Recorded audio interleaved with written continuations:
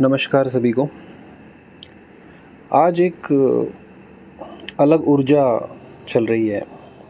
मैं एक्चुअली बैठा था भगवत गीता का मंथन करने के लिए और मैं सोच रहा था कर्म संन्यास योग को आज समझते हैं। बट मैंने एक स्टेप और पीछे लिया और सोचा कि ये जो ज्ञान, ये जो धारा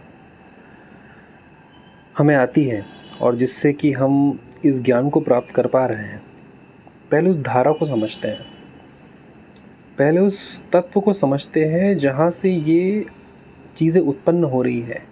जो सोर्स है उसे समझने की कोशिश करते हैं। वो होता है गुरु तत्व। बिना गुरु तत्व को समझे कोई भी पुराण, कोई भी शास्त्र, कोई भी ज्ञान ले लिया जाए तो वो पूर्णतः समझ में नहीं आता है और वो अधूरा रहता है। तो भगवत गीता को भी अगर हमें समझना है तो मैंने पिछले लेक्चर्स में आत्मा तत्व को समझाने की कोशिश की है। हमने सांख्य योग समझा, हमने कर्म योग समझा। तो गुरु तत्व को समझना भी उतना ही आवश्यक है, क्योंकि कृष्ण भी कहीं ना कहीं अर्जुन के गुरु ही थे। तभी अर्जुन ने जब उन्हें पूर्णतः से गुरु समझा, गुरु माना, अपने आप को समर्पित किया, तब जाकर ज्ञान प्राप्त हुआ। तो क्या है ये गुरु तत्व, कैसे समझे इसे? देखिए, इसके शब्दार्थ में अगर हम जाए तो गुरु जो शब्द है ये 2 अल्फ़ाबेट से बना है, गु और रू। गु मतलब अंधकार और रू मतलब उसको मिटाने वाला। The person who removes darkness from your life, he is a darkness remover. वो होता है गुरु। अज्ञान तिमिरांधस्य, ये हमारे एक श्लोक में ये वर्ड कहा गया है, अज्ञान तिमिरांधस्य। जो अंधकार है, तिमिर मतलब जो अंधकार है, वो किस चीज़ का अंधकार है? अज्ञान का। तो आपके जीवन से जो भी अज्ञान रूपी अंधकार को हटा रहा है वो आपका गुरु है। देखिए, गुरु साकार रूप में भी होता है, गुरु निराकार रूप में भी होता है। गुरु हर जगह व्याप्त है। व्याप्तम येन चराचरम, वो चर और अचर दोनों के ही परे है और दोनों में ही व्याप्त है। वो अखंड मंगलाकारम है। वो जो अखंड मंडल है, जो कभी मिटता नहीं, उस मंडल का स्वामी है वो। तो गुरु को जब हम समझने जाए तो आप बचपन से जब से पैदा हुए हो, आपके पहले गुरु जनरली आपके माँ बाप होते हैं। फिर आपके गुरु थोड़े आगे होते हो, थोड़े आगे हम बढ़ते हैं अपने जीवन में तो आपके टीचर्स होते हैं, आपके सर मैडम होते हैं जो आपको एकेडमिक्स एजुकेशन देते हैं, जो आपको वैल्यू एजुकेशन देते हैं, जीवन में जीने की कला सिखाते हैं, हमें किस तरह से हमारे जीवन में आगे बढ़ना है उस तरह की कलाएं सिखाते हैं। तो गुरु हर क्षण पर है आपके जीवन में, हर कदम कदम पर आपको गुरु मिलेंगे। साकार रूप में भी मिलेंगे, निराकार रूप में भी मिलेंगे। लेकिन गुरु के भी टाइप्स होते हैं। जैसे सद्गुरु है, सद्गुरु इज़ द अल्टीमेट टाइप। वो जब आपके जीवन में आते हैं, वो जब आपको मिलते हैं, तभी आपके आध्यात्म के दरवाजे खुलते हैं। क्योंकि आपको जो भी ज्ञान दे रहा है वो काइंड ऑफ गुरु ही है, राइट? लेकिन जो परम ज्ञान दे रहा है, जो उस परम चेतना की बात कर रहा है, जो आत्म तत्व में विलीन है, जो खुद पूर्णतः मुक्त है और वो दूसरी आत्माओं को भी इस नश्वर रूपी संसार से मुक्त कराना चाहता है, वो होता है सद्गुरु। तो गुरु की महिमा अलग ही है। अगर इस तत्व को आपने समझ लिया तो आपको शिव तत्व, शक्ति तत्व, कृष्ण तत्व, जितने भी एलिमेंट्स हैं उन सबको समझना बहुत आसान हो जाएगा, क्योंकि वो उस तत्व से जुड़ा हुआ है। जब वो उस तत्व से जुड़ा हुआ है और आप उससे जुड़ते हो तो अल्टीमेटली आप भी उस तत्व से जुड़ जाते हो। It's like when A is equal to B and when B is equal to C, तो A इक्वल टू C अपने आप ही हो जाता है। तो गुरु परमात्मा तत्व से हमेशा जुड़े रहते हैं और हमें गुरु से जुड़ना ईजियर है परमात्मा के कंपैरिजन में, क्योंकि गुरु गोविंद दऊ खड़े काके लागू पाए, बलिहारी गुरु आपनो गोविंद दियो बताए। गुरु और गोविंद जब आपके सामने खड़े होंगे ना, तो आपको गुरु को आइडेंटिफाई करना ईजी होता है, क्योंकि आपको पता ही नहीं है परमात्मा कौन है, आपने उस तत्व को समझा ही नहीं है। वो आपकी बुद्धि, मन, चित्त, अहंकार सबके परे है परमात्मा तत्व। लेकिन गुरु उस तत्व से जुड़े हैं, उस तत्व को समझते हैं। और आपके जीवन में अगर साकार गुरु है, जब आप उससे जुड़ते हो तो आप अल्टीमेटली परमात्मा से जुड़ जाते हो। तो आपके सामने अगर भगवान आ भी जाए, गोविंद अगर आपके सामने आ भी जाए, तो आप समझ ही नहीं पाओगे कि ये गोविंद है। गोविंद एक्चुअल में तो आपके सामने क्या, आपके अंदर ही बैठा हुआ है, और वो 24 घंटे है ही आपके पास, लेकिन आपको पता ही नहीं है। वो बताने वाला भी तो कोई चाहिए, वो समझाने वाला भी तो कोई चाहिए। यहाँ पर गुरु की आवश्यकता पड़ती है हमें। तो गुरु तत्व जो है वो बहुत ही निराला है। मतलब मेरे पास शब्द नहीं है कि मैं किस तरह से कहूँ। तो मेरे पास शब्द बहुत कम है गुरु को समझाने के लिए, क्योंकि वो उस तत्व को सिर्फ अनुभव किया जा सकता है, उस तत्व से सिर्फ जुड़ा जा सकता है, और फिर आपके अनंत ब्रह्मांड के रास्ते खोल देता है। क्योंकि गुरु ही ब्रह्मा है, गुरु ही विष्णु है, गुरु ही महेश्वर है। गुरु ये तीनों तत्व है। गुरु क्रिएट कर सकता है किसी भी चीज़ को, गुरु किसी भी चीज़ को मैनेज कर सकता है, गुरु किसी भी चीज़ को डिस्ट्रॉय कर सकता है। न केवल इस ब्रह्मांड में, लेकिन जितने भी ब्रह्मांड है उन सब में गुरु ये कर सकता है। गुरु साक्षात परब्रह्म है। ये जो श्लोक है ये इतना गहरा है कि इसे अगर समझ लिया जाए तो गुरु तत्व पूर्णतः आपके अंदर स्थापित हो सकता है। गुरु की वो ऊर्जा पूर्णतः आपके अंदर आ सकती है, जो कि अनंत ब्रह्मांडों के साथ जुड़ा हुआ है। गुरु आपके लिए हर चीज़ क्रिएट कर सकता है, मैनेज कर सकता है, डिस्ट्रॉय कर सकता है। गुरु साक्षात परब्रह्म ही है। जब गुरु परब्रह्म से जुड़ते हैं तो वो भी परब्रह्म ही हो जाते हैं। बस आपको गुरु से जुड़ना है। वही ABC वाला जो इक्वेशन अभी समझाई आपको मैंने, वो समझना काफ़ी इजी हो जाता है जब आप गुरु तत्व को समझ लेते हैं। गुरु चैतन्य है। चैतन्यः शाश्वतम शांतम व्योमातीतम निरंजनम। गुरु चैतन्य है, गुरु ही वो चेतना है, गुरु शाश्वत है। गुरु कभी चेंज नहीं होते, क्योंकि वो उस तत्व में हमेशा शांत भाव से विद्यमान रहते हैं। गुरु पीसफुल है। गुरु व्योमातीतम है। व्योमातीतम मतलब गुरु स्पेस के भी परे है। गुरु निरंजन है, मतलब गुरु लाइक्स और डिसलाइक्स दोनों के ही परे है। गुरु स्थित प्रज्ञ अवस्था में रहते हैं। कृष्ण हमेशा कहते हैं, अर्जुन तू स्थित प्रज्ञ अवस्था में रहे, बाकी सब कुछ मुझ पर छोड़ दे। तो जो भी गुरु है, जो तत्व को समझ रहा है, वो स्थित प्रज्ञ अवस्था है, गुरु उसमें रहते हैं।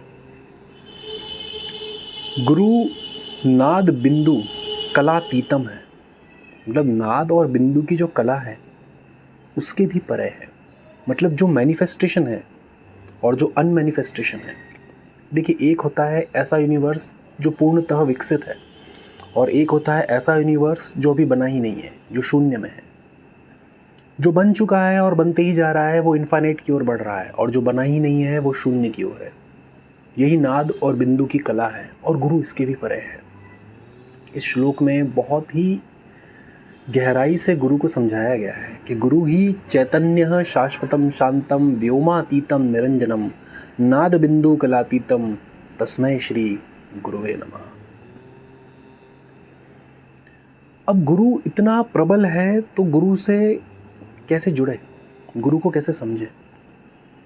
देखिए, कुछ लोग कहते हैं कि मैं तो भाई भगवान शिव को ही अपना गुरु मानता हूँ और उनसे ही प्रार्थना करता हूँ, उनकी ही पूजा करता हूँ। कुछ लोग जो गुरु, सिद्ध गुरु जो इस धरती पर थे लेकिन अब नहीं है, उनको अपना गुरु मानते हैं। जैसे साईं बाबा हुए, स्वामी समर्थ हुए, गजानन महाराज हुए, और भी बहुत सारे गुरु हैं, गुरु नानक हुए।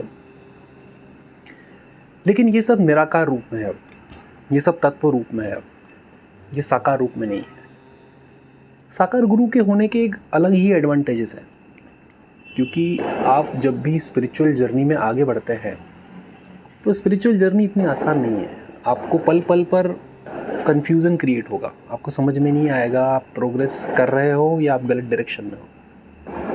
वहाँ पर आप निराकार गुरु के पास कैसे जाए, आप उनसे कैसे सहायता लें?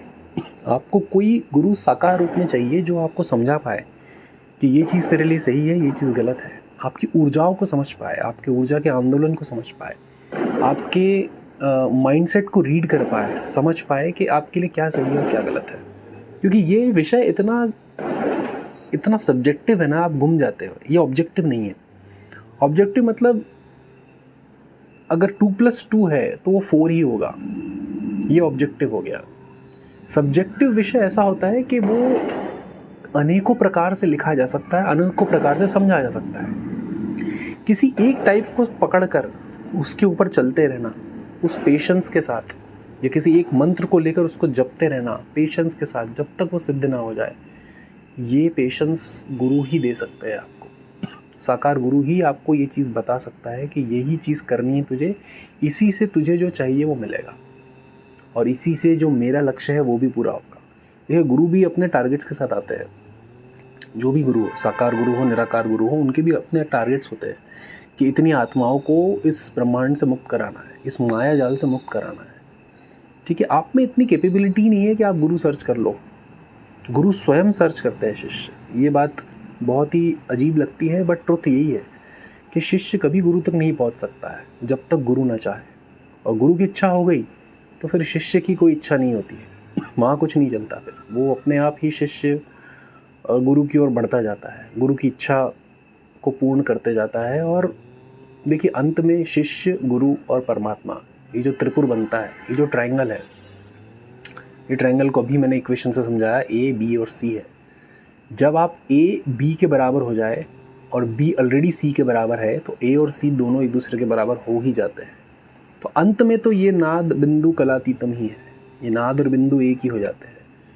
लेकिन जब तक अज्ञान है, जब तक अज्ञान का अंधकार पूर्णतः नहीं मिटता है, तब तक गुरु भी ये खेल खेलते हैं कि देख मैं क्या हूँ, मुझे समझ, या देख तू क्या है, अपने आप को समझ, या देख परमात्मा क्या है, अपने आप को समझ, परमात्मा को समझ।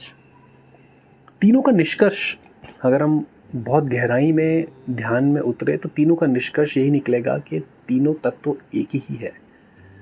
अपने आप को समझो, गुरु को समझो, परमात्मा को समझो, तीनों को समझना एक ही बात है। लेकिन गुरु का जो गाइडेंस है वो आपको जल्दी वहाँ तक पहुँचाता है। देखिए, आपको अगर क्रिकेटर बनना है, ठीक है, और आप बचपन से ही सचिन तेंदुलकर के गाइडेंस में हैं या विराट कोहली के गाइडेंस में हैं, तो आपके क्रिकेटर बनने की प्रोबेबिलिटी बहुत ज़्यादा बढ़ जाती है। न कि आप खुद से सीख रहे हैं, खुद से बैट पकड़ रहे हैं, खुद से स्टेडियम में जा रहे हैं और खुद से सब कुछ कर रहे हैं। आपको बहुत टाइम लग जाएगा, मे बी आपको 10, 15, 20 साल, डिपेंड्स ऑन योर कैपेबिलिटी, आपका स्किल सेट कितना है। लेकिन आपका स्किल सेट थोड़ा कम भी है और आप सही गाइडेंस में हैं, तो आपकी जो गलतियाँ होगी वो बहुत जल्दी रिमूव हो जाएगी। वही अज्ञान जो है वही तो दूर होगा, अंधकार तभी तो दूर होगा। आपका जितना भी गलतियाँ करते हो, अज्ञानवश करते हो, अगर आपका अज्ञान ही हट जाए तो गलती करने का कोई स्कोप ही नहीं है, फिर जो होगा सही ही होगा। यहाँ पर इसीलिए गुरु की इतनी महत्ता हमारे शास्त्रों में बताई गई है। गुरु is the ultimate power which can unlock infinite potential in you. नित्यम शुद्धम निराभासम निराकारम निरंजनम नित्यबोधम चिदानंदम गुरु ब्रह्मा नमाम्यहम्। गुरु नित्य शुद्ध निराभासम, गुरु नित्य है, इटर्नल है, गुरु शुद्ध है, गुरु प्योर है। निराभासम यानी परसेप्शन की भी परे है गुरु। आप जितना भी सोच सकते हो ना, जितनी भी बुद्धि दौड़ा सकते हो, कितने भी शार्प हो जाओ, अपना ब्रेन का 100% यूटिलाइजेशन भी करने लगे ना आप, तो भी जो परसेप्शन बनेगी इस माया की, उसके परे है गुरु। गुरु निराकार है, गुरु निरंजन है, गुरु नित्य बोधी है। जो नित्य का बोध होता है ना, मतलब जो शाश्वत का बोध होता है, जो तत्व हमेशा रहने वाला है, ना कभी बना है ना कभी बनेगा, उससे मिटा नहीं सकते कभी, उस तत्व का बोधी होता है गुरु। मिटा नहीं सकते वो तत्व तो हमने पहले ही पढ़ लिया है सांख्य योग में कि वो क्या कृष्ण कहना चाह रहे हैं। उस तत्व का बोधि होता है गुरु। सोचो, उस तत्व को साध कर बैठा हुआ है गुरु, चिदानंदम है वो। चिदानंदम मतलब जो अपने चित्त को हमेशा उस तत्व पे लगाया हुआ है और आनंद की स्थिति में, सत्य चित आनंद, जो सत्य पर अपने चित्त को हमेशा लगाए हुए है और उस आनंद की अवस्था का अनुभव कर रहा है, वो है गुरु। तो इतना आसान नहीं है गुरु को समझना और इतना मुश्किल भी नहीं है, ये आपके परसेप्शन पर है। आप जितना गहराई में डूबोगे उतना आपके लिए आसान होता जाएगा। आप जितना ऊपर ऊपर से खेलोगे, देखिए समुद्र है, समुद्र में आप गहराई में कितने भी चले जाओ अंत नहीं है। एक ह्यूमन बीइंग की कैपेबिलिटी नहीं है कि समुद्र की डेप्थ तक वो पहुंच पाए, अनलेस वो कुछ यूज़ करता है इंस्ट्रूमेंट्स या मशीन्स, लेकिन खुद की उसकी कैपेबिलिटी नहीं है। उसी तरह से एक शिष्य की कैपेबिलिटी नहीं है कि वो गुरु की गहराइयों में जाकर उसकी डेप्थ तक जा पाए, जब तक गुरु ना चाहे। अगर गुरु की चाह हो गई, उसकी मौज आ गई, तो वो अपनी गहराइयों में फिर स्वतः ही ले जाता है। फिर शिष्य का काम खत्म हो जाता है। फिर गुरु ही ड्राइवर सीट पे बैठते हैं और शिष्य को ही साइड में बैठना है, और गुरु जहाँ ले जाए उस आनंद में आपको जीना है। कुछ ऐसी अवस्था हो जाती है। तो गुरु के ऊपर बोलने के लिए इतना है कि मतलब घंटों निकल जाए। समा जाते हैं कभी कभी हम गुरु ध्यान के अंदर। तो आज भगवत गीता पढ़ते हुए कुछ तत्व दिया गुरु जी ने ही, कुछ चीज़ें समझ में आई कि किस तरह से ज्ञान की धारा को पकड़ा जाता है, किस तरह से ज्ञान को पकड़ा जाता है। क्योंकि शास्त्रों में लिखा बहुत कुछ है, अगर हम हर एक चीज़ पढ़ने गए तो बहुत टाइम निकल जाएगा और इतना पेशेंस भी नहीं है हमारे पास। तो आप ऐसे किसी पर्सन के पास जाइए, ऐसे किसी चीज़ों को समझने की कोशिश कीजिए जो उस तत्व को गहराई से जानता हो, तभी एक्चुअल नॉलेज निकल के आती है। और एक्चुअल नॉलेज से ही प्रैक्टिकल कर सकते हैं, और प्रैक्टिकल करने के बाद ही स्पिरिचुअलिटी का रियल अनुभव हमें हासिल होता है। नहीं तो बाकी तो कर्मकांड में फंसी है पूरी दुनिया, जो कर रही है वो कर ही रही है।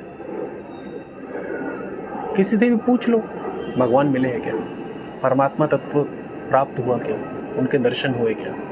लेकिन दर्शन होना भी लोग समझ नहीं पाते कि क्या चीज़ है दर्शन होना। खैर उस चीज़ पर बात बाद में करेंगे। किसी भी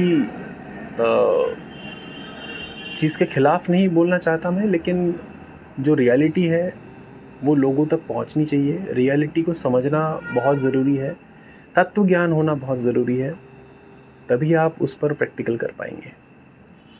उम्मीद है आपको मैं कुछ हद तक, शायद 1-8% तक गुरु तत्व को समझा पाया।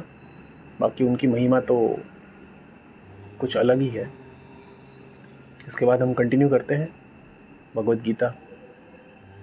धन्यवाद सभी का।